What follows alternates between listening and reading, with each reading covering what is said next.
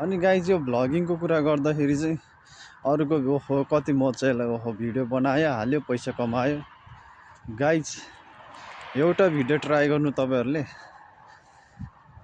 सोचे जस्तो हामीले त्यो ओछ्यानमा पल्टेर चाहिँ अरूको भ्लग हेरे जस्तो चाहिँ सजिलो चाहिँ छैन रहेछ के।